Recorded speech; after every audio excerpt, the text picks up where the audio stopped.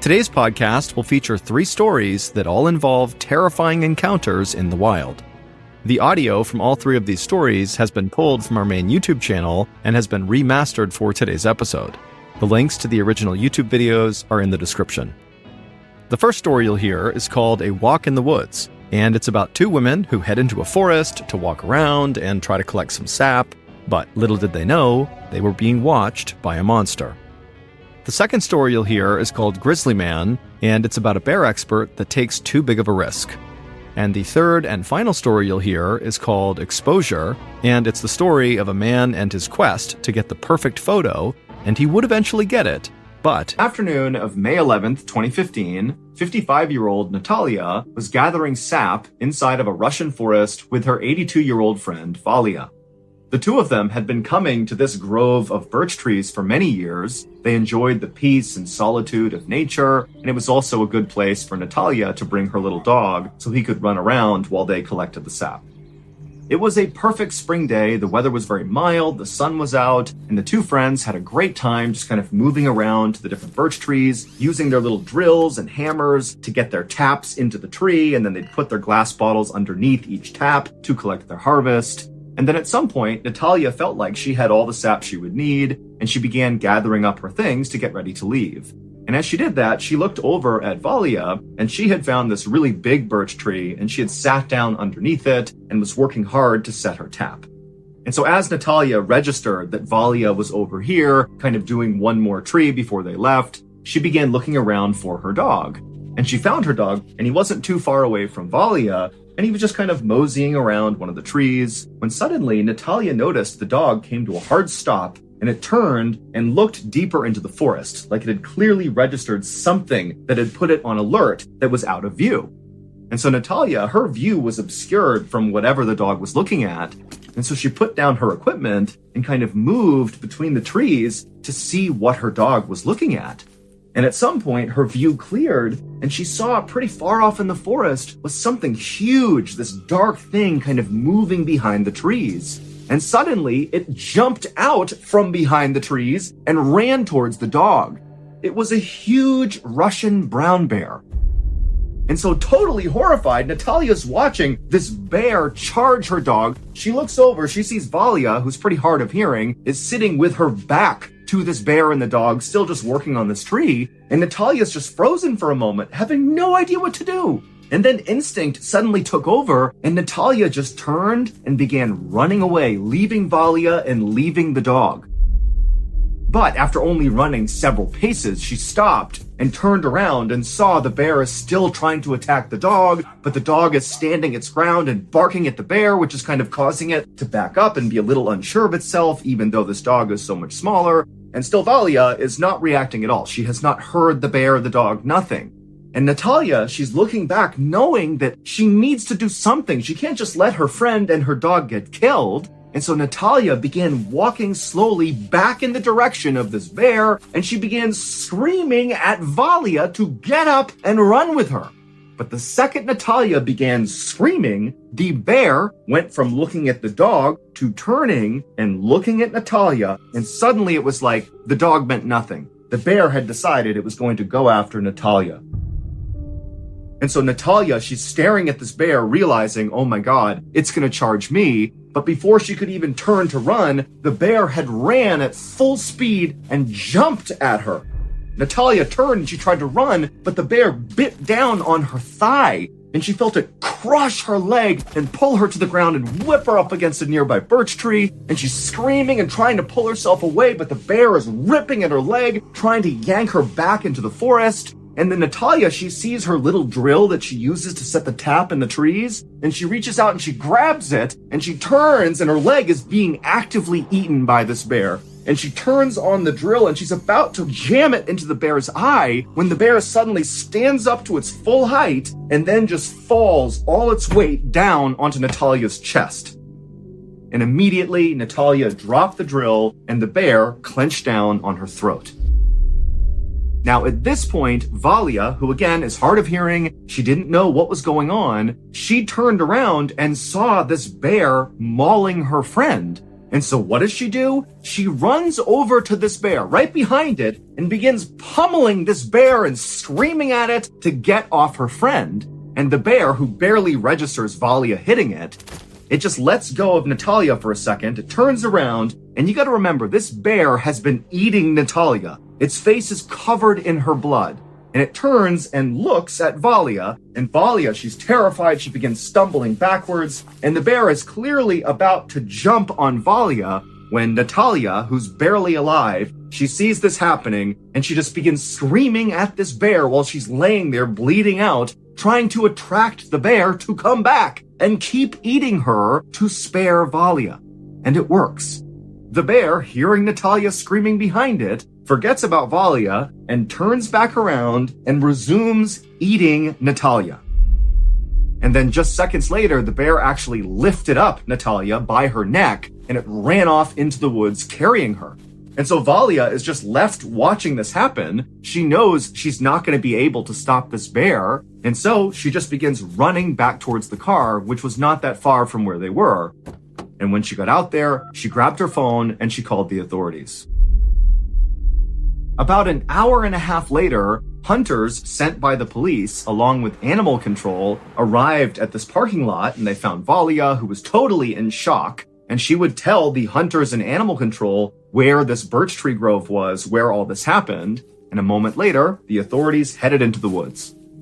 And after arriving at the birch tree grove, they actually saw the bear. It was by itself, and it turned and looked at them, and it began charging them. And they all raised their rifles and they fired at the bear. And they shot it enough times that the bear collapsed right in front of them, and then they shot it one more time to make sure the bear was dead. But there was no sign of Natalia anywhere. But then suddenly, the authorities turned and saw something move off in the distance, and out from behind a tree came Natalia's little dog. It had somehow not sustained any injuries from this bear, even though the bear had originally gone after the dog. And the dog, it came up to the authorities and then quickly doubled back behind a tree. And so kind of operating on instinct, the group followed the dog around the tree and they saw the dog was closely guarding this kind of mound that was covered in sticks and leaves and dirt. And so one of the hunters walked over and looked down and they realized there was a person underneath this mound.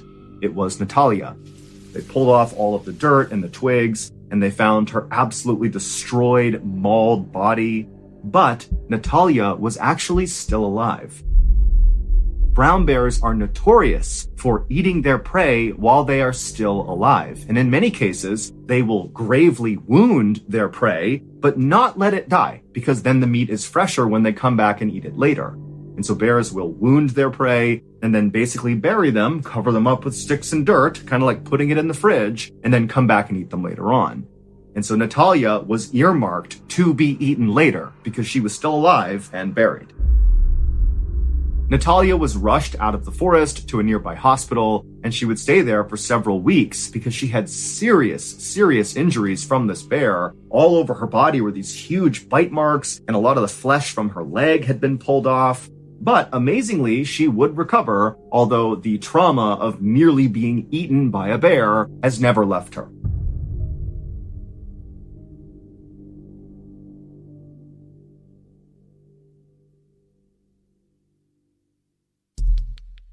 Our next story is called Grizzly Man.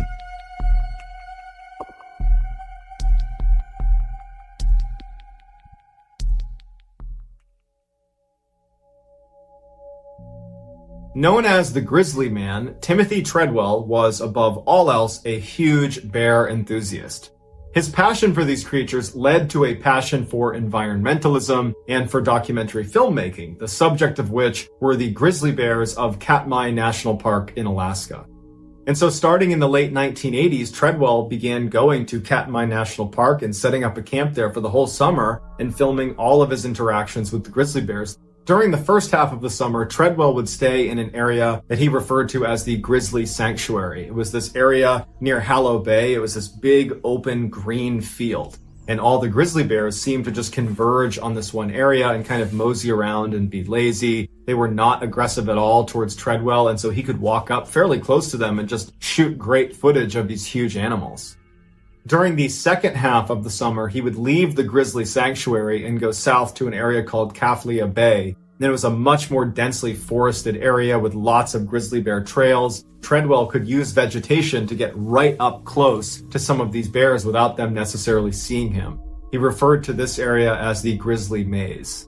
Treadwell developed a fairly bad reputation amongst the park rangers of Katmai National Park because he was pretty reckless about how he interacted with these animals. I mean, they are big, wild predators, and he would get right up close and in their personal space, and every time he was just rolling the dice because eventually they thought something bad was going to happen to him. Treadwell believed he was taking every precaution and that what he was doing was safe.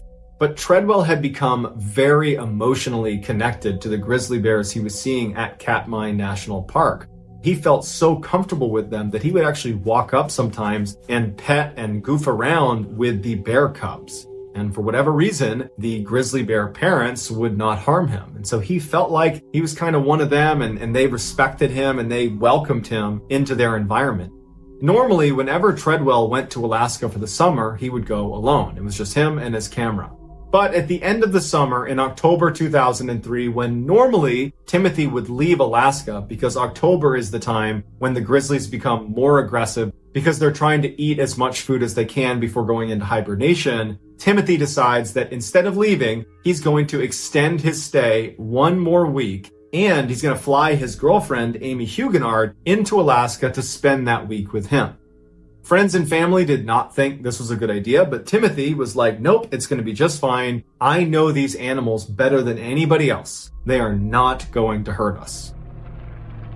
So he flies Amy in and they set up camp along a grizzly trail inside of the Grizzly Maze. Neither of them were carrying a weapon or bear repellent spray. A week later, when the pilot returned to pick up Timothy and Amy, he looked up the hill and he could clearly see their campsite was not broken down. They had not packed it up yet. They were not down at the shoreline. So he gets out of his plane and he starts walking up the hill towards their campsite, thinking maybe they lost track of time. Maybe they don't know they're getting picked up today. And as he crests the hill, he sees there is a huge grizzly bear pacing around as if guarding its prey in the middle of this campsite. The grizzly sees the pilot and makes a move as if he's going to run towards him. The pilot turns, runs back to his plane, and flies out of there. And he calls park rangers and alerts them to this grizzly bear that's in the middle of Timothy and Amy's campsite. When the park rangers finally arrived and made their way up to the campsite, they could tell right away that Timothy and Amy were deceased. Their remains were scattered all around this campsite. It was clear that a grizzly bear or more than one grizzly bear had absolutely ripped them to pieces. However, this wasn't even the most horrifying part of this discovery. As the bodies were being taken away, the park rangers began bundling up their stuff to take with them, and they found inside the tent a camera that had a 6-minute tape on it. At first, when they hit play, they thought it was a blank tape, but it wasn't. It was just inside the tent when it was recording, and so it had no visual, but then they started hearing audio. And for 6 agonizing minutes with a blank screen, they heard crystal clear audio of Timothy and Amy being eaten alive by a grizzly bear. The audio suggests that Treadwell had left their tent because they heard a bear outside and was attacked.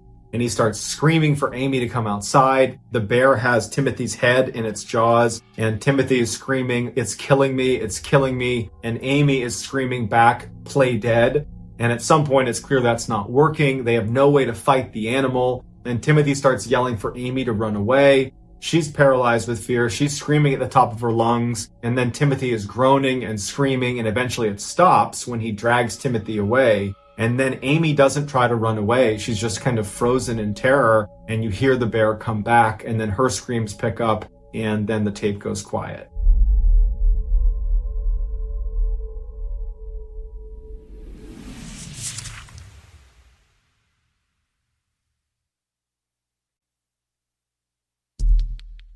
The next and final story of today's episode is called Exposure.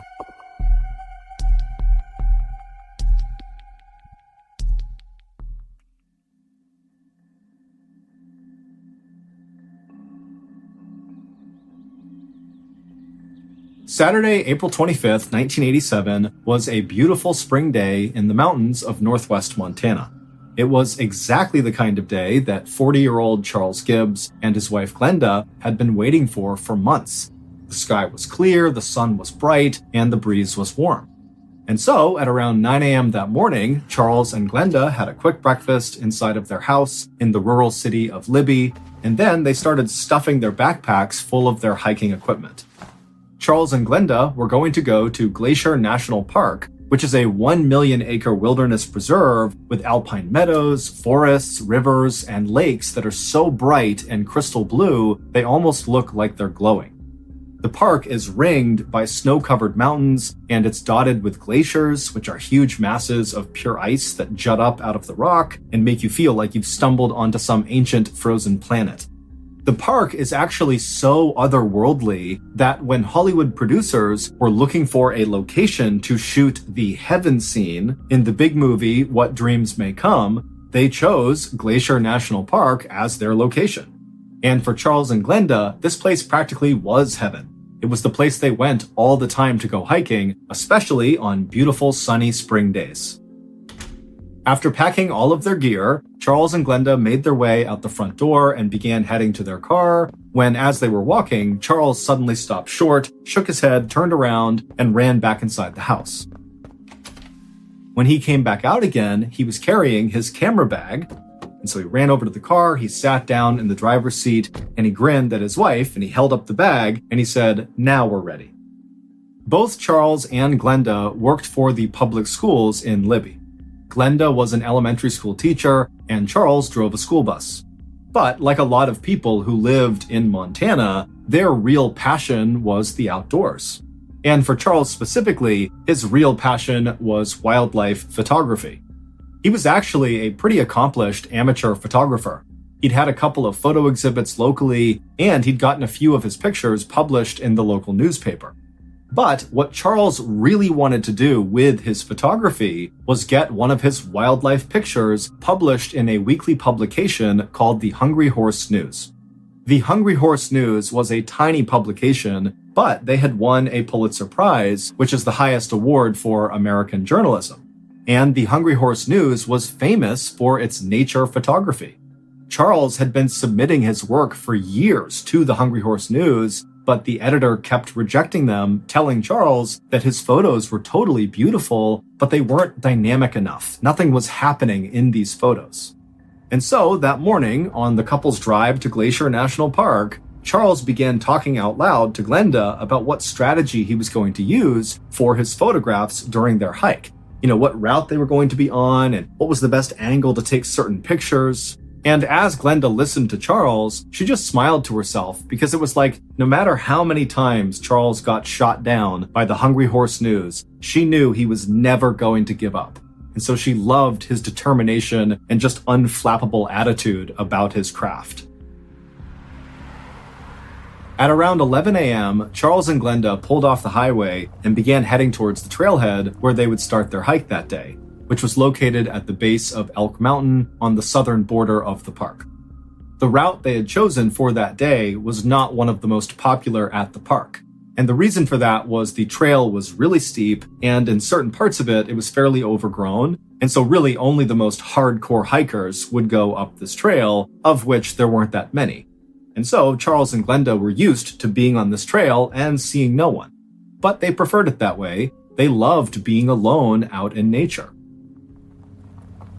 Finally, they reached the gravel parking lot right at the trailhead, and Charles parked their car, and then he and Glenda hopped out, they grabbed their bags, and then began walking on this trail.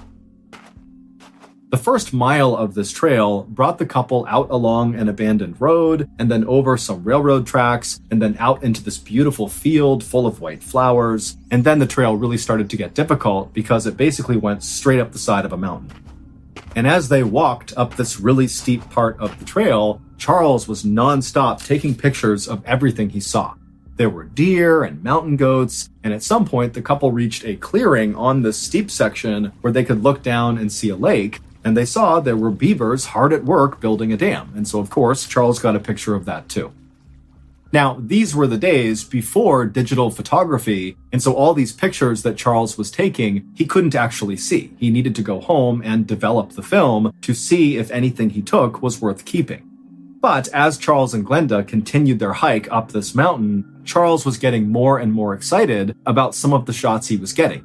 He felt like they were going to be really, really good, and Hungry Horse News was going to finally accept his work. The couple made it to the summit of this trail by early afternoon, and from up there, they had this beautiful panoramic view of all these jagged mountaintops that were covered in snow, separated by these huge valleys and prairies. And Charles and Glenda were the only ones up there, and so they had this unbelievable view all to themselves. And so the couple would eat the lunch that they brought with them while sitting on this rocky outcropping, kind of looking out over this stunning view. And then when they were done, they packed up their stuff and began heading back down, because they knew they wanted to get off of this trail and out of the park before sundown. It was just about 5 p.m. when Charles and Glenda had reached the final slope of this steep section of the trail, and they were getting closer and closer to that big open field with the white flowers. And as they're going down this last section of steepness, Charles suddenly grabs Glenda and stops her and puts his fingers to his lips and then turns around and points behind him. Charles was visibly excited about whatever he was pointing at, but when Glenda looked in the direction he was pointing, she couldn't see anything, but she obviously knew that whatever he was pointing at, Charles wanted to take a picture of it. Now, Glenda, by this point, was really tired from the hiking and just wanted to go back to the car and go home. I mean, after all, Charles had taken dozens and dozens of pictures that day. Like, we don't need to get one more. And so Glenda would look at Charles impatiently, basically suggesting, like, come on, we can come back another time. But Charles didn't budge, and he looked at her like, please, I want to get one more photo. And so Glenda kind of did one of these and was like, okay. And Charles said, thank you, I'll meet you at the car. And so Glenda stood there and watched as her husband got his camera out, turned around, and began slowly making his way back up the trail. And again, Glenda's looking. She can't see what he's going to take a picture of, but she figured, he had his plan. And Glenda, she turned around and began heading back down towards the car. It didn't take long for Glenda to get back to the car. She got there right around 6 p.m. And when she got there, she hopped inside, sat in the front passenger seat, turned on the radio, and then she expected to have to wait for maybe another 20 minutes or so for Charles to finish up and come join her.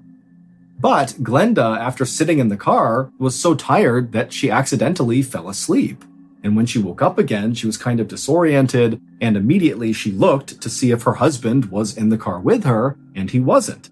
And she's looking outside. It's getting pretty dark out. She glanced at her watch. It was 7 p.m., which means Charles had left her for at least an hour by this point. And she's thinking, there's no way Charles would have been gone for an hour. He would never do that. He would never leave me alone like that. And so Glenda began glancing around her, kind of half expecting to see Charles just outside of their car, doing something. But she was all alone. There was no other hikers or cars. Charles wasn't there. And so starting to panic, Glenda got out of her car and began hustling back onto the trail to go look for Charles. And so she's yelling for Charles. She's looking around. It's getting darker and darker. And there's no sign of Charles. He's not calling back to her. It's just totally silent. She walks along the abandoned road. She reaches the railroad tracks. She gets into that meadow with the white flowers. And still there's no sign of Charles. And she gets to the base of that steep section of the trail, and she's looking up at all these trees and how dark it was getting, and she's thinking to herself, if Charles is in trouble somewhere up there, there's no way I can help him by myself in the dark with no equipment, no one knows I'm here. I mean, this is an emergency and I need help. And so Glenda would scream a few more times for Charles, and after not hearing any response, she turned and ran all the way back to her car. She turned it on, and she drove to the nearest ranger station.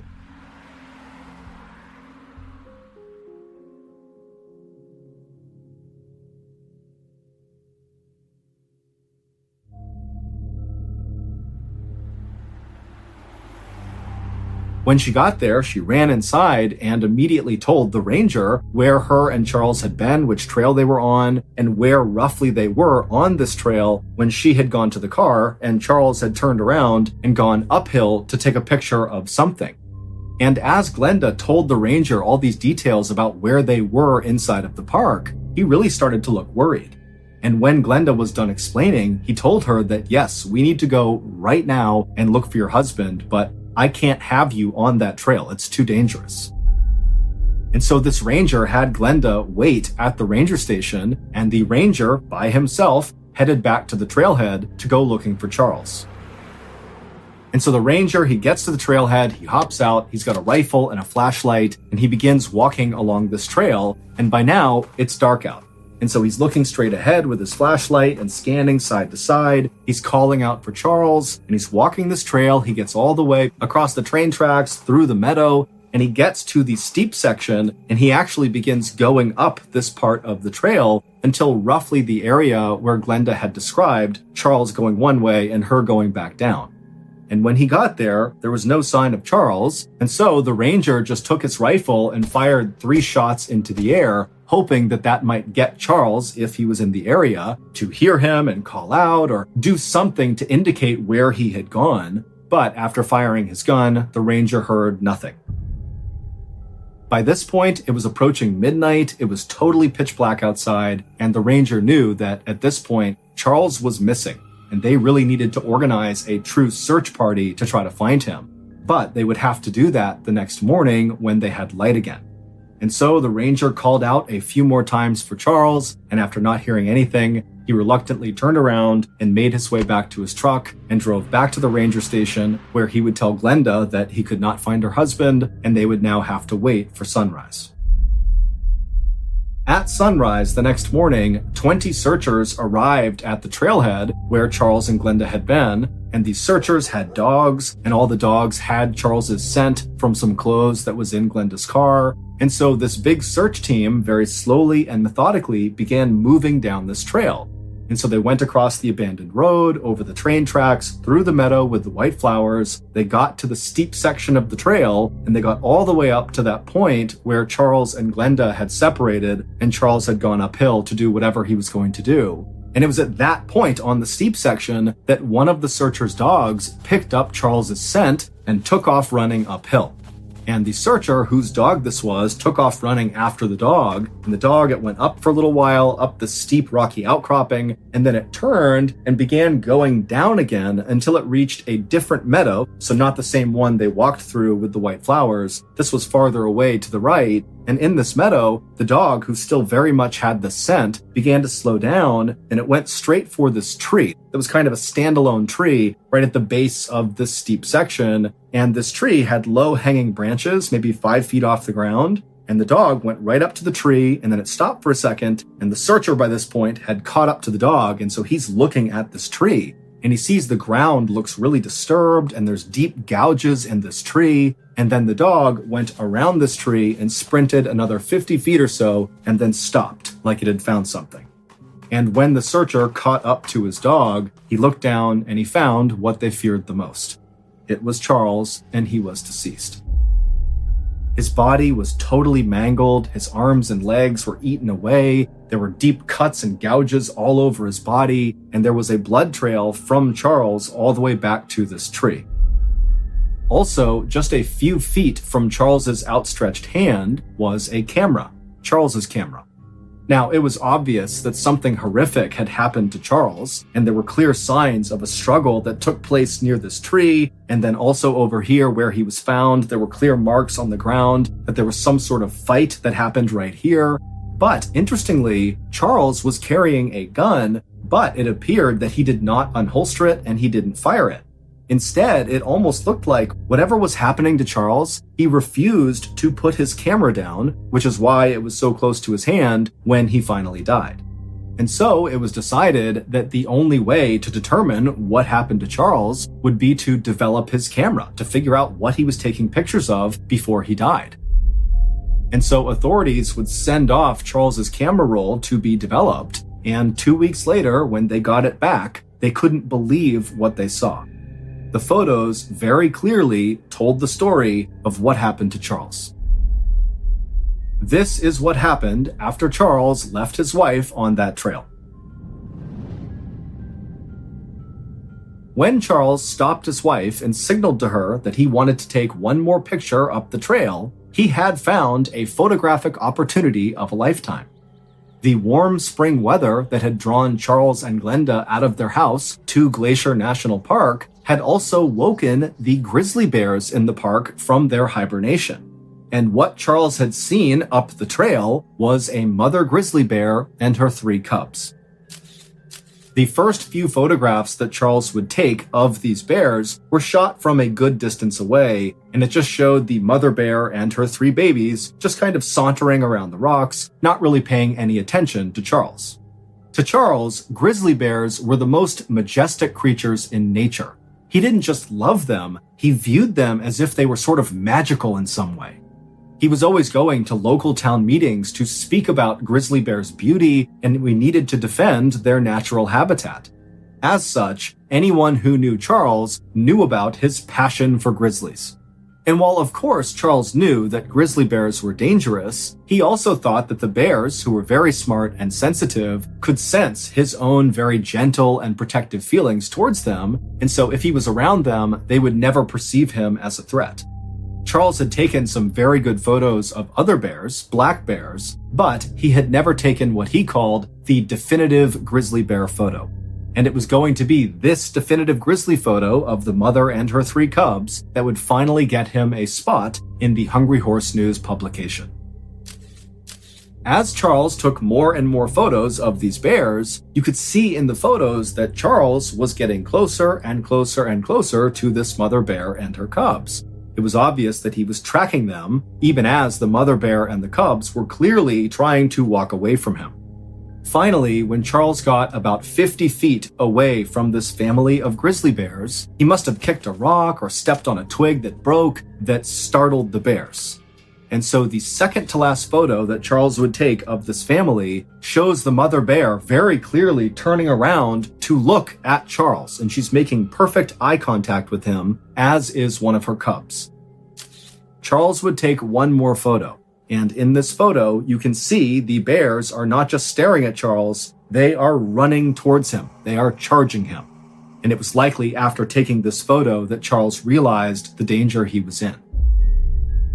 At this point, Charles tried to make a run for it by running down the side of this mountain. He got down to that tree with the low-hanging limbs, and he attempted to climb up into it, maybe hoping he could get one more picture of this bear if they would just leave him alone. But the mother bear and her cubs, they came charging down. They saw him up in the tree, and the mother bear began climbing into the tree, and she reached Charles. Now, she likely weighed about 400 pounds, and when mother grizzly bears are defending their young, they are absolutely merciless. And so she must have grabbed him or bit onto him and yanked him from the tree. And Charles somehow, after being pulled to the ground and getting slashed and bit by this bear, he managed to break away from her, as we can tell from the blood trail, and he made it about 50 feet away from this tree before the bear chased him down again, jumped on top of him, and killed him. When authorities figured out that Charles had managed to briefly get away from this mother grizzly bear and made it 50 feet away from her, they wondered why he hadn't pulled out his gun and shot at the bears to defend himself. But Charles's wife, Glenda, said it made perfect sense that Charles had not tried to harm this grizzly bear or her cubs. He loved grizzly bears, and he would never dream of leaving these 3 cubs without their mother. After Charles's death, the Rangers did not attempt to track down this bear and her cubs and do anything to the bears because they felt like the bears were just acting like bears and it was Charles who was in the wrong. And Charles's family and friends would say that is a decision that Charles would definitely support. Charles's photos of the grizzly bear family were published in the Hungry Horse News alongside an article about his death. March of 1990, a detective in Florida who was investigating a missing person case decided to search a forested area right off of a busy highway. This forest had been searched before, but this detective just had a hunch that something could still be in there. And so he stepped into the thick rows of trees and began walking. No matter how busy or hectic Lorraine's day was, the sight of her sleeping daughter, her dark gold hair on the pillow, surrounded by picture books and stuffed animals, always gave Lorraine a sense of peace and contentment. It was just the beginning of March 1990. At this time of the year, it was already cold up in Connecticut, where Lorraine had been born, but here, in Lorraine's adopted home state of Florida, it was still mild and comfortable. The window in Catherine's room was open, and Lorraine could see the curtains move in the cool breeze. Lorraine knew she would never forget the terrible disappointment she had felt back in her early 30s when she had suffered a miscarriage. But that experience had also made the joy and gratitude she'd felt at the age of 38 when she became pregnant again all the more incredible. Even now, Catherine's birthday, still 4 months away, marked a milestone that felt as special to Lorraine as it was exciting for Catherine. In the glow from the hallway light overhead, Lorraine could see the dark line of Catherine's eyelashes and hear the gentle sound of her breathing. With a final whispered "good night," Lorraine pulled her daughter's door closed as quietly as she had opened it just a minute or two earlier. And as she did, Lorraine felt a pang of regret about her weekend plans. It was Saturday evening, March 3rd, and tomorrow, Lorraine would begin a 7-hour road trip south from her home here in Jacksonville to Fort Lauderdale. That was the big drawback to traveling. Lorraine would miss putting Catherine to bed tomorrow night, and she would probably be driving into the evening on Monday night as well. Then again, Lorraine thought, she'd been lucky. Starting right after Catherine was born, and with the support of her husband Rick, Lorraine had been able to take a 6-year break from her own work in public relations and marketing so she could stay home with Catherine until their daughter was old enough to start school. And during those years, Lorraine had been able to teach Catherine to speak not only English, but a smattering of French and Spanish, as well as fluent Polish, the language that Lorraine herself had learned from her parents, Frank and Jody Dombrowski. Having a baby had also added to Lorraine's pleasure in physical activity. A natural athlete, Lorraine had always welcomed any and every physical challenge that she could find, from mountain climbing to skydiving to motorcycle racing to the black belt in karate she had earned when she was in her 20s. It wasn't long after giving birth that Lorraine was back to running, not only to get fit, but so she could run races again and even marathons. Except now, Catherine was with Lorraine in a stroller or caught up in her mother's arms towards the end of a race to be carried, laughing, across the finish line. Not that life was perfect. Lorraine gave a little sigh as she thought of Catherine's father. After 11 years of marriage, Lorraine and her husband Rick were just weeks away from finalizing their divorce. In fact, one of the reasons for Lorraine's trip south the next day was to arrange for the sale of their condominium, located in the Fort Lauderdale suburb where they lived before Rick had gotten his current job up here in Jacksonville 2 years earlier. But the divorce had been as friendly as their marriage had been. It was just that over time, the two of them, who had married only 6 weeks after meeting each other, had grown apart. And since their separation, Rick had met someone new, and so had Lorraine. The thought of this new man in her life made Lorraine smile. Since opening her own public relations firm a year ago, she'd landed some very big accounts and had made a name for herself. In the past 12 months, she'd helped organize and market some high-profile conventions, festivals, and corporate events, and arranged entertainment with celebrities like Frankie Avalon and Joan Rivers and the Smothers Brothers. And in the course of that work, Lorraine had met the man, also in the entertainment industry, who she believed would one day become her husband and Catherine's stepdad. Except this time, Lorraine was moving slowly. Neither of them felt any need to rush, and right now, they were just enjoying whatever time together they could carve out of their busy schedules. Not that either love or business would squeeze out the other activities in Lorraine's life and in the life she wanted to build for her daughter. Lorraine had always followed her own mother's example, taking time to give back to her community. And Lorraine, also a devout Catholic like her mother, had done just that. Whether it was teaching Spanish language classes at church, or the time she'd spent years ago running self-defense courses for women, or rescuing stray or abused animals. Above all, Lorraine was a people person. Confident and curious, she was a good judge of her fellow human beings, and whenever possible, if she was faced with a difficult situation or conflict, she tried to find common ground, without ever sacrificing her own strong code of morals and ethics. A moment later, and Lorraine had walked the short distance from Catherine's bedroom to her own. Her parents would be here first thing tomorrow, and right now, Lorraine needed to pack an overnight bag for her trip to Fort Lauderdale. At 8 a.m. the next morning, Lorraine was ready to go. As soon as she had showered, she'd slipped into a pair of faded jeans, a reddish-brown top, and comfortable moccasin-style shoes. Lorraine didn't bother with makeup. Not only was she a natural athlete, she was also a natural beauty. 5 foot 6 inches tall and slim as well as fit, Lorraine looked much younger than 43. Although her thick, once blonde hair had darkened years ago to a shining chestnut, it was easy to see why she had won the Miss Stamford, Connecticut beauty pageant back in 1967 and later did some work as a model. Lorraine quickly ran a brush through her damp hair, then headed downstairs to have a quick breakfast with Catherine and her own mom and dad before leaving. As she walked down the stairs, Lorraine smiled. She could already hear Catherine chattering to Lorraine's mom in Polish. After breakfast, Lorraine kissed her mom and Catherine, and they said their goodbyes. She reminded her parents that her soon-to-be ex-husband Rick would be there at 11 a.m. to take Catherine down to his own apartment, where she would stay until Lorraine got back on Monday. Then Lorraine and her dad carried her bags out to Lorraine's gray four-door Honda Accord, and Major Dombrowski, Lorraine's father was an officer in the Army, gave his daughter a quick hug. She promised she would call at her first stop for gas. The fuel gauge in her car was broken, and she didn't want anyone worrying that she would run out of fuel. After slipping into the driver's seat, Lorraine started the car and glanced over at the passenger seat just to make sure she had her headphones handy and her tape deck queued up to her favorite music. A moment later, Lorraine was backing out of the driveway. As she turned onto the residential street where she lived, she blew one last kiss to the tight group of 3 people, her parents and little Catherine, who stood waving at her from the doorway. As Lorraine headed into Jacksonville to pick up Interstate 95 that would take her all the way to Fort Lauderdale, she settled in to enjoy the familiar and scenic ride along the east coast of Florida. And at 10 a.m., true to her word, after 2 hours of driving, Lorraine pulled off I-95 and stopped at a gas station to refuel. Then, parking close to a nearby payphone, Lorraine got out to call her parents and chat for a minute with Catherine. Lorraine told her dad, who had answered the phone, that she was making good progress and she'd call again later when she got to Fort Lauderdale.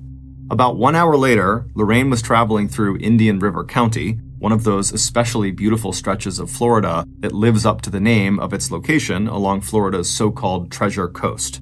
Even though Lorraine had made this drive many times, she was still struck by the natural wonders all around her.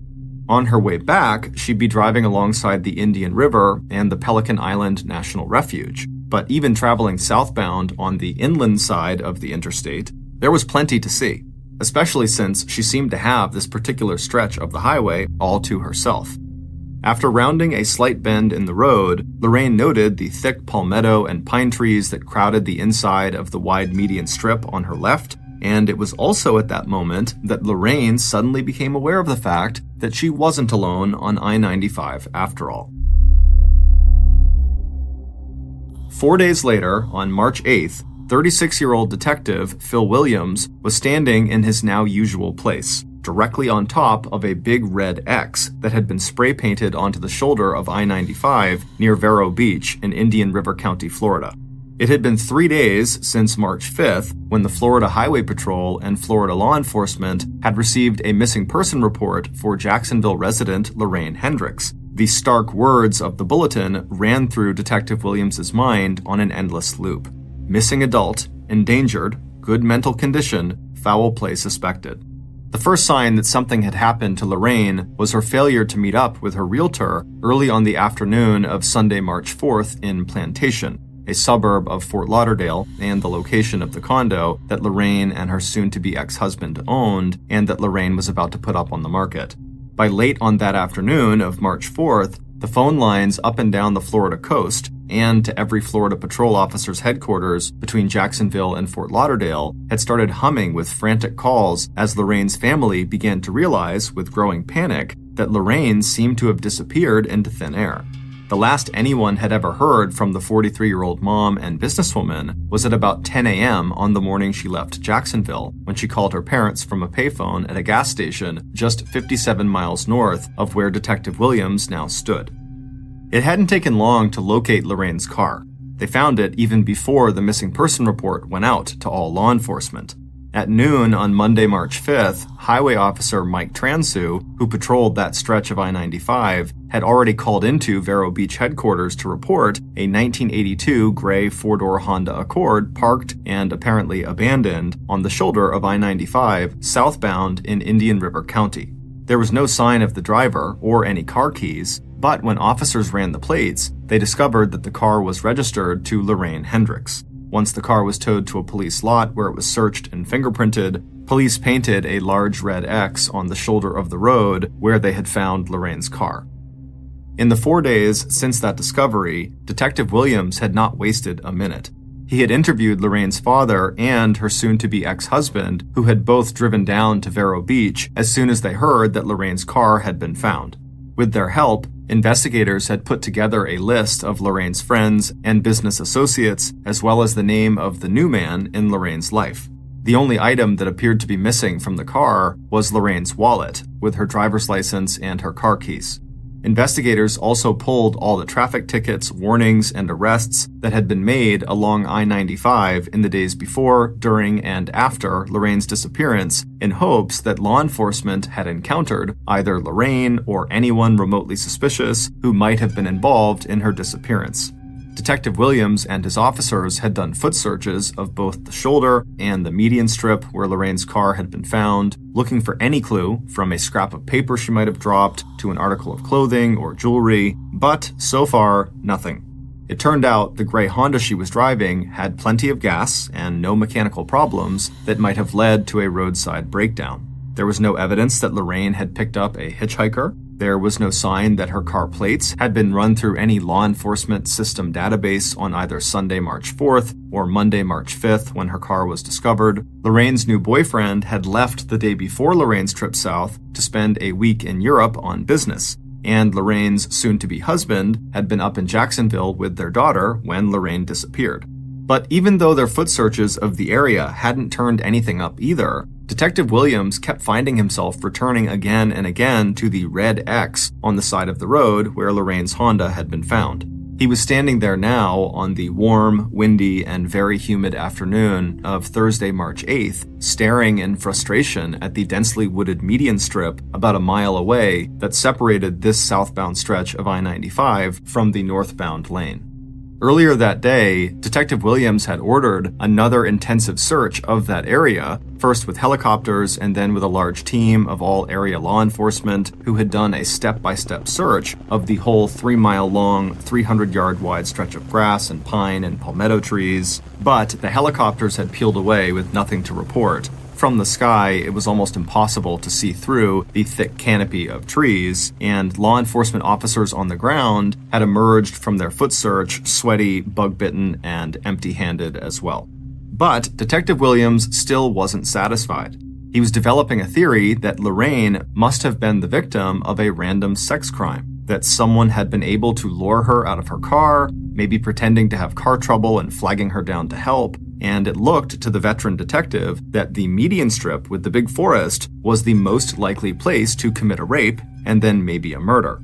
Before going back to headquarters, he decided that he'd make one more foot search of the median forest himself. But before crossing the interstate to join his partner, Larry Smetzer, Detective Williams was joined by the 2 patrol officers who worked this stretch of I-95. Mike Transu, who had found Lorraine's car 4 days earlier, and Tim Harris, a canine officer whose highly trained German Shepherd was sitting at attention in Tim's nearby cruiser. Detective Williams knew from the hours he'd spent looking at recent traffic tickets that Tim had been processing an arrest at the time of Lorraine's suspected disappearance. But he still asked both officers if there was anything new they might have remembered about their Sunday, March 4th shifts along this stretch of road. Both officers shook their heads, but Tim offered to use his dog, Shadow, to help with the foot search of the forest median later that evening when the wind had settled so any scent would be close to the ground. But Detective Williams, who was a stocky man with a mustache and an easy manner, decided he did not want to wait that long, and so after the 2 police officers had left, he and his partner, Detective Smetzer, found themselves wading into the thickest and darkest part of the median forest, where they decided to split up so they could search in 2 different directions. Even though they were actually close to one of the most heavily used interstates in the country, as Detective Williams worked his way into a stand of pine and palmetto trees, it was like he'd entered a different world.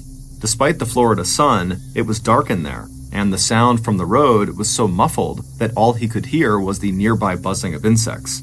The only thing that seemed to penetrate the wooded area was the wind, and the detective wondered if Officer Tim Harris might have been right.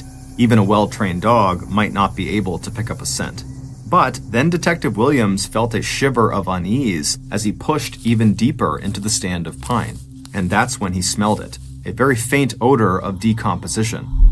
Peering ahead in the gloom, he could just make out a slight mound of dead grass and pine needles leading right up to the trunk of a twisted pine tree. And at the end of the mound nearest to him, Detective Williams could also just make out what looked like a wig made of brown hair. Except it wasn't a wig. It was Lorraine Hendrick's actual hair.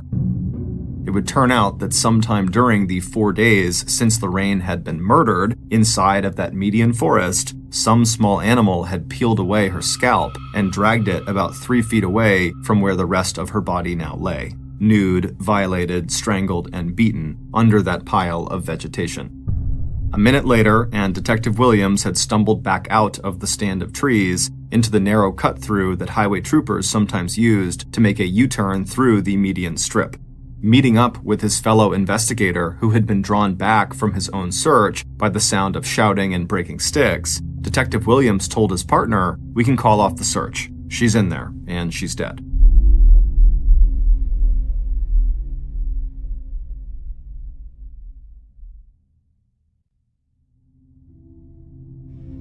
By 1:15 p.m. on Thursday, March 8th, the median strip on that stretch of I-95 through Indian River County was crowded with law enforcement and medical personnel.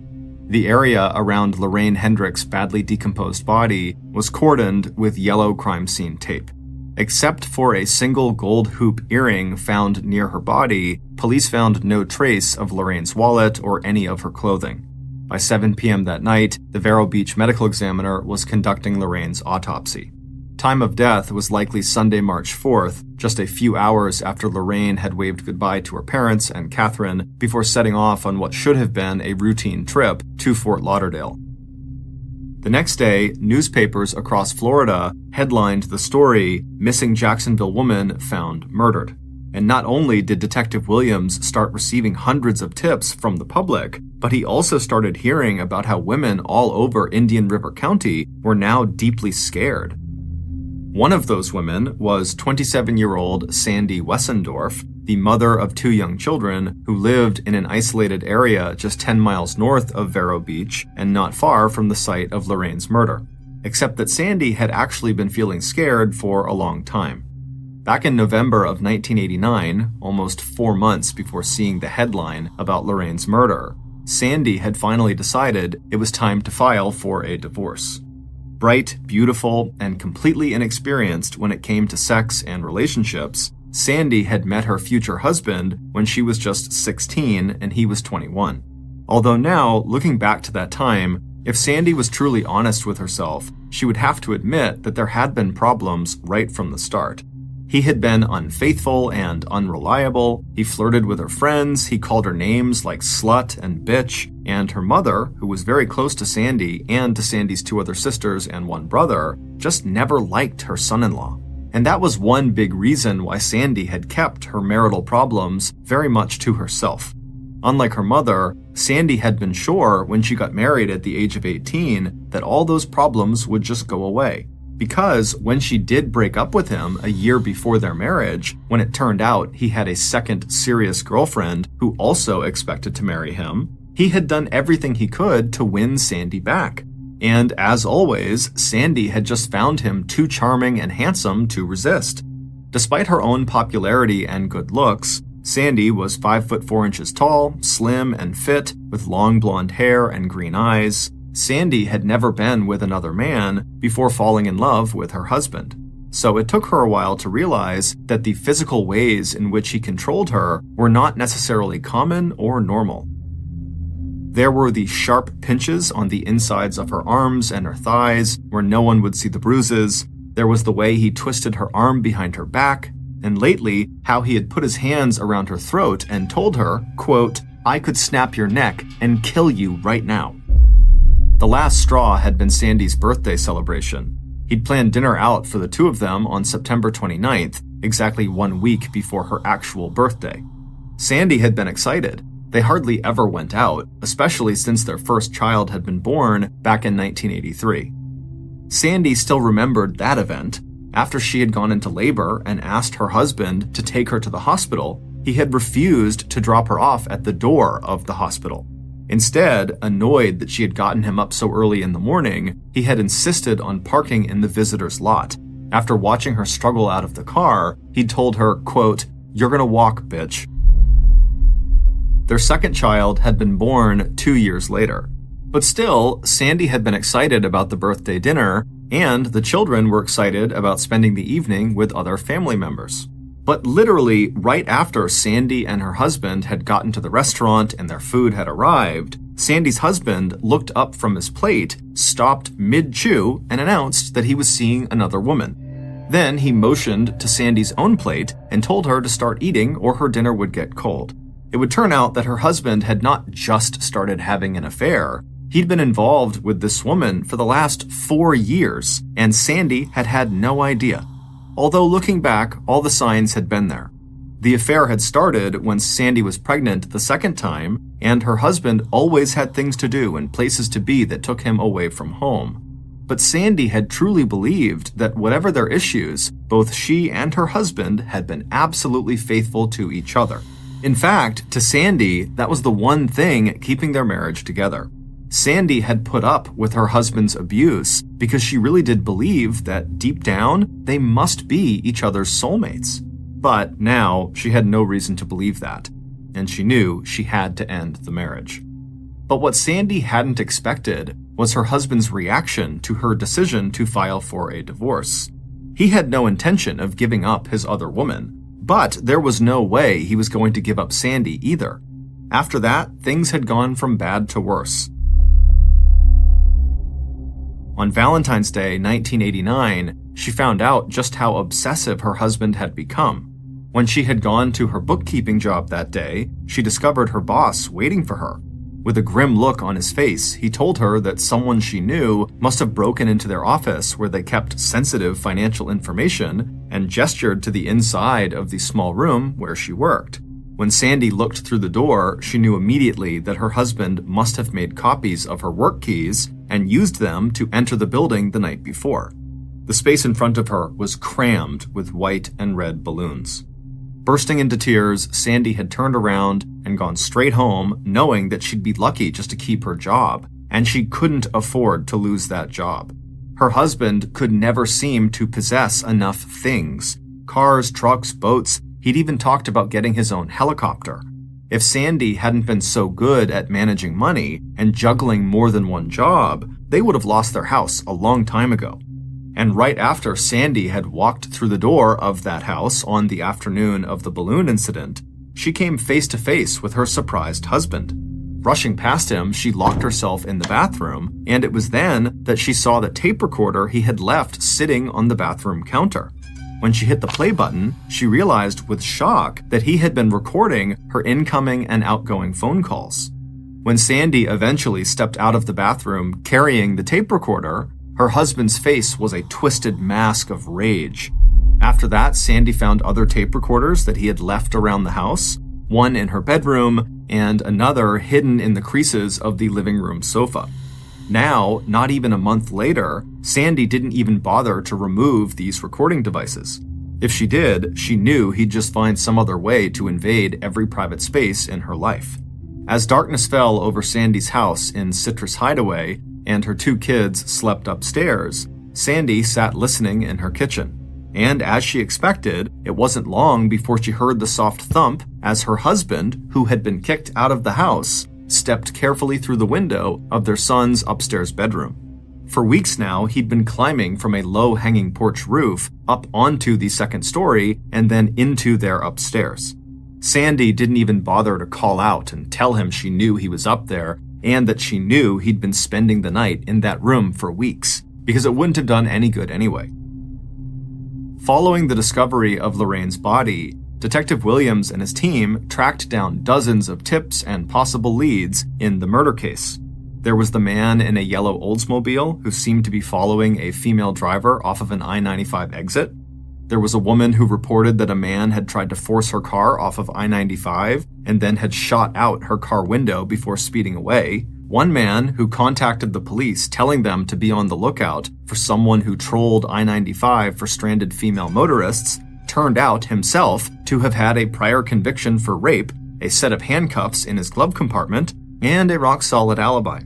But despite spending hundreds of staff hours on this case, The only physical evidence they'd turned up that was in any way related to Lorraine's killing was on March 9th, when Vero Beach police were contacted by police one county over with a report that Lorraine's wallet, that was missing the driver's license, had been discovered in a rest area dumpster 20 miles south of where Lorraine's car had been found. The wallet had actually been recovered before Lorraine's body had been found and ID'd, so police had not recognized its significance right away. But any hope that the wallet could help ID the killer was short-lived. Whoever had dumped it at the rest area had also wiped it completely clean of fingerprints. Even as investigators and law enforcement from the police, sheriff's department, and the Florida Highway Patrol joined forces to move the investigation along, Detective Williams was also looking for any information on recent homicides that looked at all similar to Lorraine's murder and suspected rape. But despite his best efforts, he just could not catch a break in this case. On March 21st, 13 days after discovering Lorraine's body, the detective was once again poring over all the tickets, warnings, and other records of police activity in the area on March 4th and 5th, the day that Lorraine had been driving and the day that her car had been discovered. It was during this second review that Detective Williams noticed a detail that he had overlooked the first time around. Staring down at the piece of paper on his desk, Detective Williams picked up the phone and made a quick call that would correct his earlier mistake. After hanging up the phone, he slid that particular piece of paper out of the pile. What he had just found out didn't necessarily change anything, but it might be worth following up on later. Meanwhile, in the white stucco house on its lonely acre in Citrus Hideaway, things for Sandy were only getting worse. Her continuing refusal to withdraw the notice for divorce that she had filed in late November had made her husband more and more angry. At about 9 p.m. on Sunday, March 25th, when Sandy was sitting in the living room of her house talking with two of her visiting neighbors, she heard the familiar thump of her estranged husband landing on the floor upstairs in their son's bedroom. This time, Sandy jumped up and ran upstairs to confront him and told him that if he was going to come into the house, then he should come downstairs because their neighbors knew he was there. A few minutes later, he was sitting in the living room, but was refusing to say a single word until the neighbors left, which they ultimately would. But as soon as the door closed behind the neighbors, Sandy's husband exploded into action. 10 inches taller and 70 pounds heavier than his terrified wife, he grabbed Sandy and dragged her across the room and up the stairs into the master bedroom where he had stashed a black vinyl bag. Reaching in through the open zipper, he pulled out a pair of handcuffs and then turned out the light. Before Sandy could grasp what was happening, he snapped one of the cuffs around her wrist. The click of the lock sent a rush of adrenaline coursing through Sandy's body, and before he could snap the other cuff onto her other wrist, she kicked out her legs from under her and brought both of them falling to the floor. Their 10-minute struggle ended as her husband knew it would, with him gaining control over her. Sandy had managed to keep her husband from putting the other cuff on her other wrist, but when he couldn't cuff her, he had just given up the idea and climbed directly onto her chest, pinning her down with one leg on either side of her. And with her under him, unable to move, he had reached into his black bag and pulled out a gun and pointed it at the side of her head. And then clenching his other hand into a fist, he started beating the carpet right next to the other side of her face. Then he stopped and said, "You are going to take me back." But Sandy, in an act of defiance, shook her head, no. Furious, her husband began hitting the floor next to her head even harder and told her with a menacing look that he was going to do this to her face if she didn't do what he said. And it was at that point that Sandy knew she was not just facing rape or injury. She was facing death. Her husband was going to kill her if she didn't agree to take him back. And so Sandy, who could barely breathe with the weight of her husband on top of her, told herself to stay calm, and then she said, "Okay, I'll take you back." And then, in a rush, she continued in a quiet and soothing voice, telling him that tomorrow they would have a little ceremony, just the two of them, and they would put their wedding rings back on and renew their marriage vows, and he could let her get up now and take off the handcuff and go back downstairs so they wouldn't scare the kids, and so she could get a drink of water. A few minutes later, they were sitting together in the living room. Sandy tried to keep her hands from shaking as she drank the glass of water he had handed her. She could already feel the swelling around her wrist from where the metal handcuff had been. Suddenly, her husband stood up from his seat on the sofa. Without saying a word, he started to pull off his shirt and then unzip his corduroy jeans. Sandy turned her head away, feeling her whole body tense in fear and revulsion at the sound of that zipper. But when she looked back at her husband, the air suddenly seemed to be sucked out of her lungs, because the man staring back at her with dark, hungry eyes was wearing a pair of women's tan pantyhose and women's black lace underwear with a sheer panel in front. 2 days later, on March 26th, Detective Williams got several new pieces of information that would eventually break the stalled investigation into the murder of Lorraine Hendricks wide open. Sitting at his desk that Monday morning, the detective pulled out that piece of paper he had set aside 5 days earlier. It was a traffic ticket about a warning someone had been given. He read the information on it again and tracked down the phone number of the driver who had been given the warning on the morning of Sunday, March 4th, while driving over the speed limit on I-95 through Indian River County. Then he picked up the phone and placed a call. Later that same day, Detective Williams got a report about a domestic violence complaint that had been filed the day before at the nearby Sebastian Police Headquarters. That evening, Detective Williams picked up the phone and made several more calls. One of them was to a terrified young woman named Sandy Wessendorf, who agreed to meet with him the next day, Tuesday, March 27th, in the parking lot of a nearby high school. Based on those phone calls, the meeting with Sandy, the medical examiner's report, and the eventual confession of Lorraine's murderer, here is a reconstruction of what police believe probably happened to Lorraine Hendricks on the day she was killed. Back on Sunday, March 4th, Lorraine was making good time as she headed down I-95 from Jacksonville to Fort Lauderdale. Only 2 hours into her 7-hour trip, she almost hated to stop, but she knew her parents would appreciate the call. And she was looking forward to talking with her daughter, Catherine, before Rick arrived at 11 a.m. and took her back to his apartment. So, at about 10 a.m., Lorraine pulled off the interstate at an Amoco gas station, topped off her fuel tank, then went to the ladies' room, and then used the nearby payphone to call home.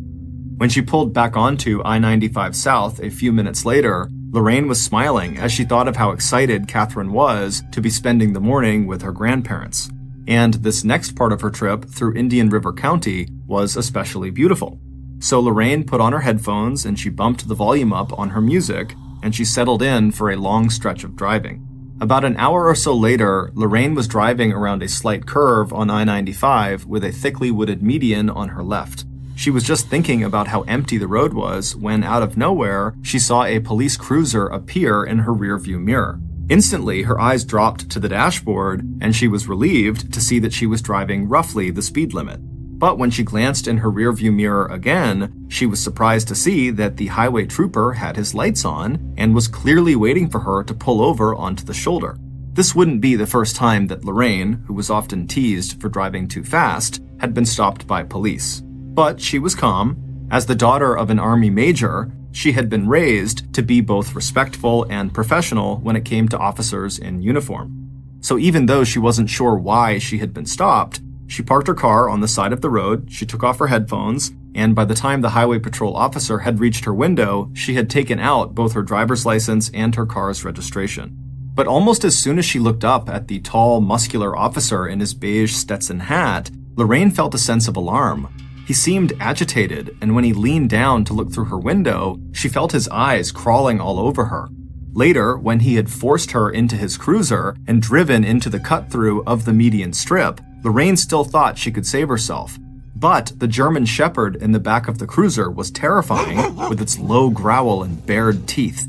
And when the man had dragged her out of the cruiser, slamming the car door behind her, her relief at being away from the dog instantly changed to a different kind of fear. Even with her now rusty skills in self-defense, Lorraine was completely off balance, and before she could even react, her attacker was dragging her deep into the thickest part of the median strip forest, into a stand of pine and palmetto trees with a canopy of branches and leaves that was so thick even the bright Florida sun was blotted out. And now the man was talking to her like she was someone else, his wife, a woman he called Sandy, who apparently was threatening to divorce him. But he would never let that happen. Undoing his belt and unzipping his pants, he shoved Lorraine down on the ground. Even as Lorraine tried to talk to him, to tell him she understood he was hurting, that she was not the person he thought she wasn't Sandy, he yanked her pants down and pulled her shirt and bra up over her chest, and then straddling her, he pinned her arms to her sides. When he was finished, he turned Lorraine over one more time so her battered face was pressed into the ground. Then he placed her underwear around her neck and pulled it tight. But it was the heavy force of his hands pressing down on her and breaking her slender neck that would finally kill her. When Lorraine was dead, 32-year-old Highway Patrol Officer Tim Harris, the same Tim Harris who had offered to have his dog search the median forest for Detective Williams, stripped off the rest of Lorraine's clothes and dragged her injured body even deeper into the trees. Then he arranged Lorraine's body so she lay face down with her legs spread out around either side of a tree trunk in a sexually suggestive position. Gathering her clothes and every possible piece of evidence of the crime he had just committed, Tim covered Lorraine's body with dead grass and leaves and then returned to his police cruiser. He would toss Lorraine's wallet at a rest area 20 miles south. The only thing Tim missed taking with him was the gold hoop earring that police would later find not far from Lorraine's badly decomposed body.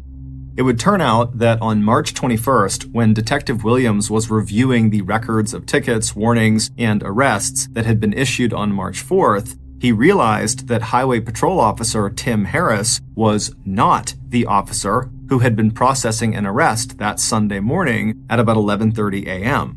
Instead, it had been Officer Mike Transu who had been processing that arrest using a serial number that had only recently been transferred from Tim to Mike, which meant that Tim Harris did not have an alibi for the morning of Lorraine's murder. With that in mind, Detective Williams took a second look at a warning that had also been issued that morning to a motorist at 10:48 a.m. Now that he knew Tim Harris's new serial number, the detective realized that that warning had been issued by Tim Harris. When Detective Williams called the driver who got this warning, he spoke to a young woman who insisted that she had not been speeding when she was pulled over at almost the exact same location where Lorraine's car had been found the next day. The driver also said that the highway patrol officer who stopped her had also told her to get out of her car and walk backwards towards his vehicle. Since the driver was almost 8 months pregnant, the request, which seemed totally unnecessary and even creepy to start with, was also totally inconvenient. But once the patrol officer noticed how pregnant the woman was, he immediately seemed to lose interest in her and in his accusation that she had been speeding. When he handed her the warning he had written out, he even told her, "Oh, you can just throw that away. It doesn't mean anything." As Detective Williams considered this new information, he thought again about that stretch of I-95 and how an officer parked near that curve in the road would be able to look directly through the windshield of oncoming cars and spot women who were driving alone. Detective Williams believed that the woman who got the warning at 10:48 a.m. was only saved because of her advanced pregnancy, that was a turnoff to Tim Harris. And then after the pregnant woman had gotten back in her car and left, the next solo woman driving around that curve was Lorraine Hendricks, and she would not be so lucky. Digging deep into Tim's employment records, investigators would later find that he had been forced to resign from his first job with a tiny police force in Melbourne, Florida, after complaints that he sometimes refused to give women their licenses back, forcing them to come to the station later to meet alone with him. It was also rumored that he would offer to tear up a ticket or traffic violation in exchange for sex. But it wasn't until March 26th, when Detective Williams saw the charge of domestic assault that Tim's estranged wife, Sandy, had filed against her husband, that the investigator felt he had the leverage he needed to press Tim about his possible involvement in Lorraine's murder. On March 27th, Detective Williams met with Sandy, whose maiden name was Wessendorf, in the high school parking lot. After Tim's attack on her 2 nights earlier, she had taken her 2 kids to her sister and brother-in-law's house for protection. After Tim had stripped off his clothes to reveal the women's lingerie he was wearing, Sandy had somehow been able to persuade him that they should wait to have sex until the next day after they renewed their wedding vows. Sandy's brother-in-law, who was also a police officer, had told Sandy that she had to go to the police and that he would protect her. So the next day, on March 26th, Sandy, with her brother-in-law Don Dappin at her side, filed an assault charge and restraining order against Tim Harris. Don Dappin then made sure that Detective Williams and Tim's commanding officer were both aware of the domestic violence charge, and then Don himself provided around-the-clock protection for Sandy and her kids. Sandy would later locate the lingerie her husband had been wearing, and she would give it to police.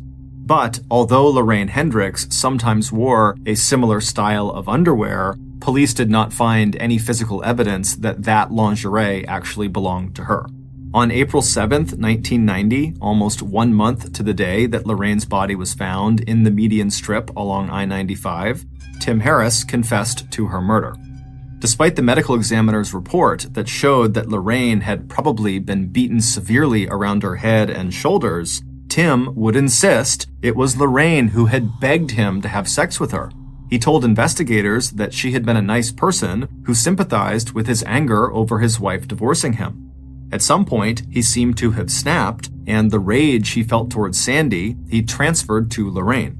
Tim Harris insisted that he couldn't remember exactly when or why he had posed her dead body so suggestively around the trunk of the pine tree, any more than he could remember having forced Lorraine into his cruiser, commanded his dog to attack if she resisted, and then dragged her out of the cruiser and into the thicket of pine and palmetto trees, where he raped and killed her. On Friday, September 28, 1990, Tim Harris avoided a jury trial and possible death sentence by appearing before a judge, admitting that he had killed Lorraine Hendricks and pleading no contest to first-degree murder charges. Tim Harris was sentenced to life in prison with a mandatory sentence of at least 25 years. Even though the ex-Florida trooper became eligible for parole in 2015, as of today, he remains incarcerated at Hardy Correctional Institute in Bowling Green, Florida. Thank you to crime writer Anne Rule, whose 1994 book, titled You Belong to Me, was our major source of information for writing this podcast. Thank you for listening to the MrBallen podcast. If you got something out of this episode and you haven't done this already, please read a bedtime story to the Fives on YouTube, Spotify, Apple Podcasts, Amazon, Google, and anywhere else you get your podcasts. A registered 501c3 charitable organization called the MrBallen Foundation that makes June 15th, 1988, a man named Keith Reinard drove down the main street of a tiny town called Silver Plume, which is located in the Rocky Mountains of Colorado. In his car was everything Keith would need to live for the next 3 months. Silver Plume was the kind of place that most people would just pass by on the highway without even considering stopping. It was kind of a no-name town in the middle of nowhere. In the 1800s, it had been a booming mining town. However, now all but 140 of its residents had either died or moved away. In fact, Silver Plume was considered a living ghost town because of how close it was to being totally abandoned. But this emptiness and kind of middle-of-nowhere-ness was exactly what appealed to Keith about this town. Keith was 49 years old and lived over 1,000 miles away to the east in a suburb of Chicago, Illinois. And Keith had a great life. He was married with 2 kids, a boy and a girl. He had a good job working for a newspaper covering high school sports, and he had a beautiful house. But for Keith, he felt like as good as his life looked on paper, it was missing something. There was one thing he had always wanted to do, but had always put off doing, and that was to write a book. And not just any book, a book that lots of people were going to read, a great American classic. That's what he wanted to make. But there was just one problem. Keith had no idea what this big book was going to be about, and that was why he had come to Silverplume. Keith had taken a 3-month leave from his job and left his wife and his kids and the city all behind to come out to this town to hopefully, in this new, peaceful, quiet environment, find the inspiration he really needed to not only discover what this book would be about, but to sit down and actually write it. Keith's wife had not been happy about this plan, him kind of being gone for 3 months, not providing any income, not helping with the kids. But she could tell Keith really felt like he needed to do this, and so she gave him her blessing. After arriving on Main Street in Silverplume, Keith looked up and he saw KP Cafe off to the right. It was a weathered old building that looked like it was straight out of a cowboy movie, and this cafe was exactly the landmark that Keith had been looking for. And so he pulled his car over on the side of the road, he got out, he stretched, and then he began walking towards this cafe. This cafe was the big hangout spot in Silverplume for all of its 140 residents, and the reason Keith knew this was because his best friend from high school, Ted Parker, owned KP Cafe. Ted had actually been the person who inspired Keith to come to Silverplume in the first place. He had told him about how peaceful and serene this place was, the best environment for a writer. And when Keith had told Ted that sounds great, I'm going to do it, I'm going to come to Silverplume, Ted had told him that he also owned the store right next to KP Cafe. It used to be a bookstore, but the previous tenant who ran the bookstore had talked about some big European vacation he was going on and then had just kind of vanished. And so for months now, this storefront had been vacant. And so Ted had told Keith that while he was in town, he was more than welcome to work and write out of this vacant bookshop. And so Keith, after walking up to the front window of KP Cafe, he looked inside and didn't see Ted, and so he decided he would take a moment and walk over to this vacant bookshop that would be his office. So he went next door, he pulled out the key that Ted had already sent him in advance, he unlocked the door, and he went inside. And right away, Keith was struck at what he saw. I mean, the place was full of books. Some piles of books were higher than his head, and many of the books looked rare and expensive. And Keith's first thought was, why did this guy who used to run this store just abandon all of this? This had to cost a lot of money. But Keith was far too excited about the next few months and getting this book done that he didn't really think too hard about whatever the previous owner had done. And instead, he just began to daydream about what the next few months would be like and how this book was going to turn out. And as Keith was thinking about his big book project, Ted actually came into the bookstore, and when the two friends saw each other, they ran up to each other and embraced, and then before long, the two of them had gone outside and began walking around Silverplume, just chatting and catching up. And eventually, after chatting and walking around for a really long time, the pair left Silverplume and wound up walking onto this hiking trail that went up into the woods. Now, years earlier, Ted and Keith had both been avid hikers and outdoorsmen, but now, Keith had put on some weight and he really wasn't a big hiker anymore, but Ted didn't really know that. And so Ted, he's leading this hike up this trail as they're still kind of chatting and making light of things. But Keith, as he was struggling to keep up, was getting more and more anxious about this hike, and he also had a deep fear of heights, and this trail appeared to go really high up this mountain. But Keith kept telling himself that, he was here in Silverplume as much to write this book as he was to kind of have a little more adventure in his life. And so he just kept on trudging along after Ted. But eventually, Keith just could not handle how high up they were getting. He was totally terrified of being able to see the valley way down below. And so he had a sort of panic attack where he lunged and grabbed a nearby tree and hugged it like it was the only thing keeping him from falling off the mountain. And when Ted turned around and saw Keith, he rushed over to him and said, "Don't worry, everything is okay." He convinced him to let go of the tree, and then very carefully, Keith and Ted walked back down the trail back into town. And when they got down there, Ted would tell Keith he was so sorry for putting Keith in such a stressful position, and Keith kind of brushed it off and said, it's totally fine, no big deal. Even though this panic attack was very embarrassing for Keith, he wound up just kind of shifting his mental focus to getting settled into this new life he was going to be living for the next few months. And so along with this office space in this old abandoned bookstore that Keith would be using, he also rented a small apartment in the little church in town. And very quickly, Keith developed a sort of daily routine. He would get up early in his apartment, and he would make his way over to the bookstore, and he would sit down at his computer, and he would write all day. But even though Keith was doing a lot of writing, it was not productive writing. It was mostly Keith sitting down, trying to come up with the topic for his book, not being able to do it, and then he just sort of drifted off and began doing journal entries and writing snippets of poetry, and then before long the day was over and he had accomplished nothing. And so at the end of June, roughly 2 weeks after Keith had arrived in town, he was sitting at his computer one morning inside of the bookshop, unable to write anything productive, and he told himself, you know what, I gotta do something to break out of this writer's block.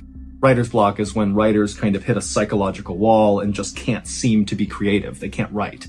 And so Keith decided, in order to kind of get out of this funk, that he would go back up into the mountains again. He would face his fear of heights, and he would get to the summit, and that clean mountain air and all the nature around him would kind of bring him back to reality and give him the inspiration he would need to just write this book. And so Keith turned off his computer, he left the bookstore, he went back to his apartment in the church, he packed some sandwiches and some water into a backpack, and then he walked from the church apartment to the nearby trail that would lead out of Silver Plume and up into the forest and into the mountains. It was a hot day that day, but as soon as Keith was underneath the shade of all the trees, it was very cool, and the sounds of the birds and the insects and other animals all around him was very calming. But very quickly, Keith's hike went from very peaceful and relatively flat to very intimidating and very steep.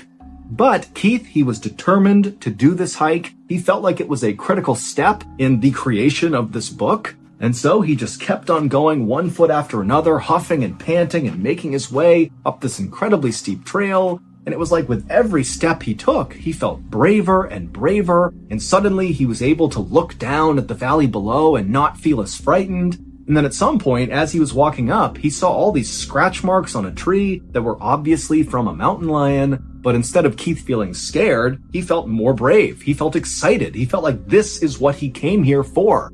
This book and adventure kind of coming together in this moment.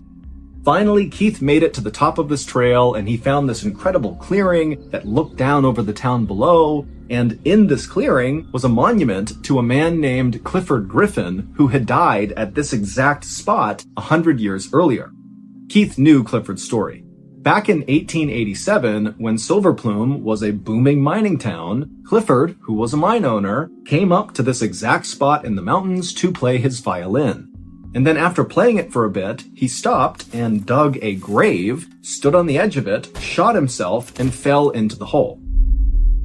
No one knew why he did that, but within a couple of years, the mining industry came to a halt in Silver Plume and everybody just kind of vanished. And very quickly, rumors began to swirl around the people who remained in Silver Plume, how, their town must be cursed. And maybe it was connected to what happened to poor old Clifford.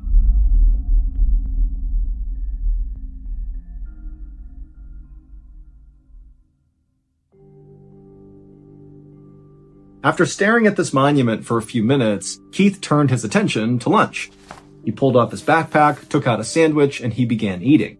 And as he ate, he looked back at this monument, and he thought of another strange Silver Plume story, except this one hit much closer to home. It was about the man who used to run the bookstore where Keith now did all of his writing out of. This man's name was Tom Young, and it would turn out what Keith had heard about Tom when Keith first arrived in Silver Plume was not entirely correct. Keith had been told that Tom had been talking about this European vacation, and so the consensus was that, he had left town and gone to Europe and just not come back. But the reality was, once Keith began asking around a little bit over those first couple of weeks he was there, was that Tom actually had been talking about this big European vacation, but then had walked into the woods up into the mountains, where Keith was right now, where this monument was, and Tom had just vanished, apparently, in these mountains. Tom apparently had been a very quirky guy who had come to Silver Plume in the 1970s to kind of start a new life for himself. He had been teaching high school students in Denver, but he apparently didn't really like doing that and wanted to start over, and so that was what drew him to Silver Plume. And in Silver Plume, residents always saw Tom, along with his best friend, Gus, his black Labrador retriever, walking around town playing fetch. But instead of using a ball, Tom would throw a chewed-up doll's head. And then, on September 7th, 1987, so roughly 9 months before Keith arrived in Silver Plume, Tom and his dog Gus had gone for a hike in the woods where Keith was, and then vanished. Now, at first, people assumed that because Tom had been talking a lot about going on this European vacation right before he vanished, that must be where he went. But when people checked his shop, they saw all of his books were still in there. It did not appear like he had packed things up. And when the sheriff looked into it, he couldn't find any evidence that Tom had ever bought any plane tickets to go to Europe. And so no one really knew what happened to Tom. It was like this big mystery. And so as Keith was standing in this clearing near this monument, thinking about Tom and his story, Keith began to realize there were a lot of similarities between him, Keith, and Tom. They both, as adults, had come to Silver Plume, this kind of random place in the middle of Colorado, to get a sort of second chance in life. And they both worked out of the exact same storefront. And Keith had done some additional digging on Tom when he heard about this mystery and learned that they were almost the exact same age. Their birthdays were separated by 1 day. Also, Keith discovered that he and Tom had served in the military at almost the exact same time in the 1960s. And so as Keith was going over all these strange coincidences and weird similarities between his life and Tom's, suddenly Keith stopped chewing his sandwich and just quickly packed everything back up. He turned and began running down the trail, going back towards town. And as he ran, Keith smiled because he realized he had just discovered what his great American classic novel was going to be about. It was going to be about Tom.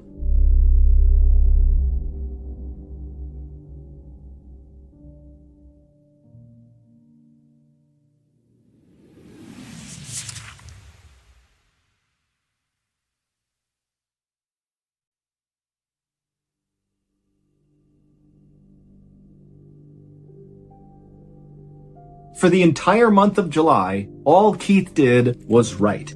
He was in his office 7 days a week typing away, and then at night when he went back to his apartment, his neighbors would see the lights on all night long. At the end of July, so by this point Keith has been living in Silver Plume for about a month and a half, 2 hunters from Silver Plume began hiking up that same mountain trail that led up into the mountains and into the forest that Keith had gone on recently and found his inspiration for his novel.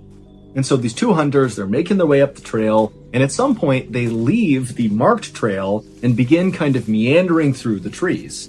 And as they're walking, they're kind of looking for a clearing to set up for the day. And at one point, one of the hunters happens to look up and he sees there's this really bright white thing sitting at the base of a tree in a clearing. And so these 2 hunters make their way up to this bright white thing, and as soon as they're looking down at it, they realize they have very likely stumbled on a crime scene. At their feet was this green tarp that was partially exposing this white skeleton underneath.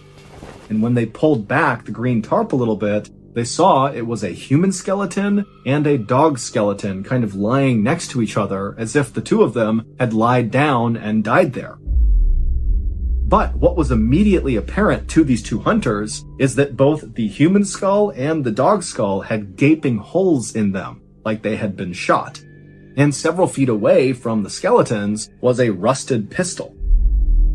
And so these 2 hunters, after staring at the scene in front of them for a couple of seconds, they took a mental note of where they were on the mountain, and then they turned around and headed back down to town to tell the sheriff. And when the sheriff went up with his deputies to go search the scene themselves, they very quickly identified that these remains belonged to Tom Young and his dog Gus. And the sheriff also found out that that pistol that was found several feet away from the 2 skeletons had been purchased by Tom just a few days before he had vanished. And so the sheriff decided that what must have happened is Tom brought his dog up into the mountains, and after shooting his dog, Tom turned and shot himself. This was a suicide. Case closed. But this explanation didn't make any sense to the people of Silver Plume. First of all, Tom loved his dog Gus. Gus was basically like his child because Tom didn't have any other family, and so why would he hurt his dog? Also, Tom was not acting remotely like someone who was going to commit suicide in the days leading up to his death. People saw him at the grocery store buying a whole bunch of groceries. He talked endlessly about how excited he was about this big European vacation. And then there was this one other thing that also made suicide seem very unlikely. When those two hunters had discovered Tom and Gus, they were partially covered by that green plastic tarp. But it looked very much like the wind and kind of nature in general had blown the tarp off of them, revealing the white bones that the hunters had seen. But what that meant is that very likely that tarp at one point had been totally covering their bodies. And so between that and the fact that the gun was located several feet away from where Tom was, it seemed to the people of Silver Plume that probably somebody else had shot and killed both Tom and Gus, covered them up with this tarp, and then dumped the gun several feet away. Adding to the theory that this was a murder, not a suicide, were the rumors around town that there was this nuclear weapon production facility somewhere near their town, and apparently they were illegally dumping radioactive materials into these old abandoned mine shafts near and in Silver Plume. And people thought, maybe Tom, who had military training, he was actually in the special forces in the military, maybe he had gone out and done some snooping around and discovered this illegal dumping operation, and that got him killed. When Keith heard that Tom and Gus's bodies had been discovered up in the mountains, it was absolutely devastating for Keith. Even though Keith had never actually met Tom, he still felt like he had a bond with Tom. I mean, he was obsessively writing about Tom and learning everything about him, and he also had all these similarities with Tom, and so it was a really big deal to find out that Tom and Gus were dead. But the silver lining to this tragedy was that Keith was now armed with more information about Tom and his dog, and suddenly the ending to his big novel became clear. And so Keith got right back to work. On August 3rd, 1988, so a couple of days after Tom and Gus's skeletons were found up in the mountains, the town of Silver Plume held a memorial service for Tom. And Keith, he would attend this service, and as he listened to the people of Silver Plume talking about Tom and how he had come to Silver Plume to get this second chance at life, Keith couldn't help but feel like it was almost like he was watching his own memorial service because Tom's life so closely mirrored his own.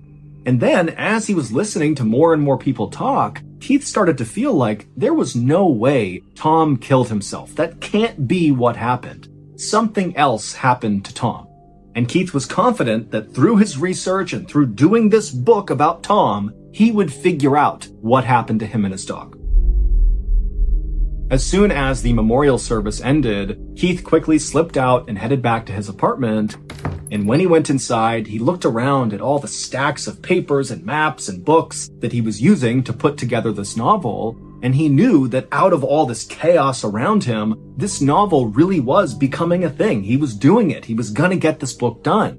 But he knew there was one more thing he had to do before he could finish this book. And that was, he had to go back up into the mountains.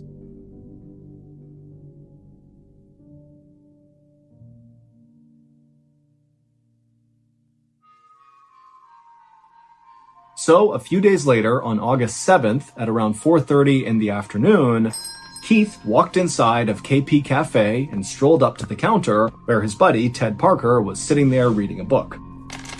Keith paid for a drink and then announced to Ted that he, Keith, was going to leave this cafe and go right up into the mountains again.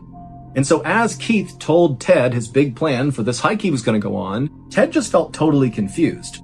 Ted's looking at Keith knowing this guy is not a confident climber. I mean, they had gone on that one hike partway up the mountain, and Keith had had a panic attack and had to go back down again. Also, at the top of the mountain, it was like 12,000 feet of elevation where the temperatures would be near or below freezing, and here Keith was just wearing a flannel shirt and jeans. He had no other equipment with him, no other warm clothes. Also, the route that Keith was describing to Ted would take at least 6 hours round trip, and it's 4:30 p.m. now. And so Ted's thinking, Keith is going to get trapped up in the mountains in the middle of the night. And so Ted finally says to Keith, "I hope you're joking." But Keith would say, "I am not joking, and in fact, I'm leaving right now." And then before Ted could even protest, Keith turned around and, while sipping his drink, just casually walked out of the store and began heading towards the mountains. And Ted, he thought about stopping Keith and really talking some sense into him and getting him not to do this hike. But ultimately, Ted decided to do nothing, and he told himself that he would just check on Keith the next day. And so, the next morning, Ted, instead of going to his cafe, went first to the bookstore next door to see if Keith was in there. But when he got to the door, it was clear Keith was not inside, and the door was locked and everything was dark. And so, trying not to panic, Ted hopped right back into his car, and he drove over to the church apartment where Keith had been staying. But again, Keith was not there. And right away, Ted is like, "Oh my goodness, Keith is stuck up on the mountain right now. Exactly what I thought was going to happen has happened." And so right away, Ted rushed to the sheriff to tell him that Keith was missing. And after hearing what Ted had to say, the sheriff would end up launching one of the biggest search and rescue efforts in the history of Colorado. Within 24 hours of being informed of Keith's absence, there were hundreds of people, professional searchers, and just locals who wanted to help, combing this mountain trail looking for Keith. There were planes overhead, there were tracking dogs. I mean, this was a really big deal. And by this point, Keith was very well known in Silver Plume. It's a tiny place. Everybody knows each other, and everyone knew that, he was working on this big book. And so people were really worried about Keith. He was one of theirs. But also, the townspeople were very creeped out by the fact that, Keith, who they knew was very similar to Tom, they knew he was writing about Tom, they knew that Keith was working out of the same storefront that Tom had been in, that now Keith had apparently vanished under the exact same circumstances as Tom. He had wandered into the woods, and that was it. And so it just felt like, how could they have these two people go missing in the exact same way? It just wasn't adding up. On August 9th, so 2 days after Keith had gone missing, and so by this point he's still missing, Ted and some friends decided they would go to Keith's apartment and look around and see if maybe there was some clue as to where Keith went or what he was going to do on this hike. And so they went into his apartment, and Ted's friends began fanning out and looking in the bedroom and looking through all the papers and documents all over the floor, and Ted sat down at Keith's computer. And so Ted fired it up. And as soon as it loaded, there was just this one document on the desktop, and it was the book that Keith was writing. And so Ted clicked on it. And right away, after reading just a couple of lines, he was yelling for his friends to come over here and look at this. And one by one, each of these guys came over, and they just could not believe what they were looking at. From the first page of Keith's book, it was clear the setting for his book was Silver Plume, except he renamed it White Plume. He had created all these fictional characters as well that were obviously based on real people, but had renamed them as well. But that was not what shocked Ted and his friends. What shocked them was the main character of this book. His name was Guy Gypsum. Guy Gypsum was a military veteran who had come to White Plume looking for a better life and an opportunity to be closer to nature in rural Colorado. Guy was almost 50 years old, he loved to go hiking, and he worked out of a storefront that was right next to the only cafe in town. Guy Gypsum was both Keith and Tom at the same time. Keith basically had taken Tom's life and Keith's own life and merged them to create this composite character. And when Ted and his friends scrolled to the bottom of this document, they realized that Keith had written an ending for Guy Gypsum's character. These are the final words in this document. Guy Gypsum changed into some hiking boots and donned a heavy flannel shirt. He understood it all now, and his motivations. Guy closed the door and then walked off towards the lush, shadowless Colorado forests above. 5 days later, the search for Keith was called off. He was never found. Some people say Keith wandered up into the mountains and accidentally died of exposure, and someday we'll find his remains somewhere in the forest.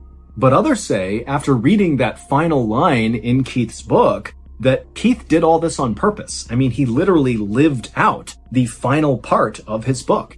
He put on his boots and his heavy flannel shirt and his jeans, and he wandered off into the lush, shadowless Colorado forest above and killed himself in order to perhaps get closer to Tom Young, the man he had kind of become obsessed with after learning they were so similar, and the man he kind of like meshed his own life with and created this weird composite character of these two lives. I mean, it seemed like a guy that had kind of spiraled into madness in writing this book and decided that death was the only way to finish the novel. And still others say, maybe there really is some kind of secret illicit operation happening in or around Silver Plume. Maybe it's that radioactive waste getting dumped into the mines that, Tom discovered and that got him killed. And Keith, in researching Tom, also discovered this illegal thing and that got Keith killed as well. But all of those things are just theories because today, officially, there is no answer as to what happened to Keith. His case is still open. And you will find all of them. Also, there are hundreds more stories like the one you listened to today, but in video format on our YouTube channel. And our YouTube channel